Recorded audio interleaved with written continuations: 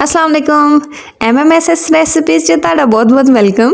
अज मैं लैके आई हाँ तुहाडे लिए एक बहुत ही मज़ेदार ठंडी मिठी जी रेसिपी। अज आपां बनावांगे मज़ेदार जा फ्रूट कस्टर्ड। देखदे हां अज इहनूं किद्दां बनाउणा आ। ਇਹ ਇੰਨਾ ਸੋਹਣਾ ਇੰਨਾ ਵਧੀਆ ਜਿਹਾ ਕਿੱਦਾਂ ਬਣਦਾ ਆ। ਆਜੋ ਫਟਾਫਟ ਸ਼ੁਰੂ ਕਰਦੇ ਇਹਨੂੰ। ਇੱਥੇ ਮੈਂ ਲਾਂਗੀ ਤਕਰੀਬਨ 1 ਕਿਲੋ दूध लिया मैं, ठीक है। फुल क्रीम मिल्क तुसीं लै लेना है, जिहड़ा कच्चा दूध हुंदा आ ओह। फिर आपां इहनूं थोड़ा जिहा कर लांगे बॉयल। फिर इनू आप जिसले बॉयल हो जाऊगा थोड़ा जहा तो ये पा देंगे चीनी।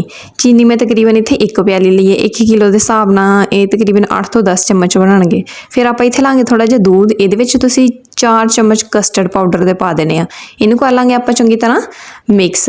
फिर इनू जिसले मिक्स कर लाँगे तो इस तो बाद आप जोड़ा आप तैयार किया ना दूध के कस्टर्ड पा के इनू आप बॉयल किए हुए जोड़ा दूध अपना बॉयल हो रहा है ना कस्टर्ड बनाने वो पा देंगे।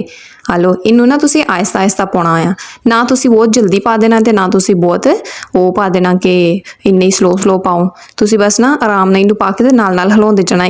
अगर तुसी इनू हिलाओगे ना तो फिर ये जिहड़ियां ना वो गुठलियां जिहियां बन जाणगियां, फिर वो बिल्कुल भी मूँह च आइयां चंगियां नहीं लगदियां।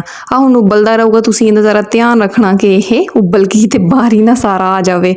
हेलो जी, इनू हिलाउंदे रहो।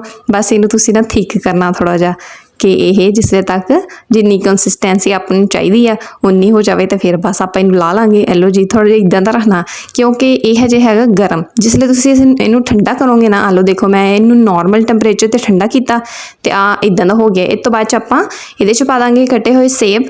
फिर ये मैं पाया बनाना केले तो ये अंगूर पा देंगे। एलो जी हुण आप इनू कर देंगे मिक्स तो उतों दी मैं इनू हुण थोड़ा जिहा गार्निश करूँगी ताकि आपको सोहना लगे।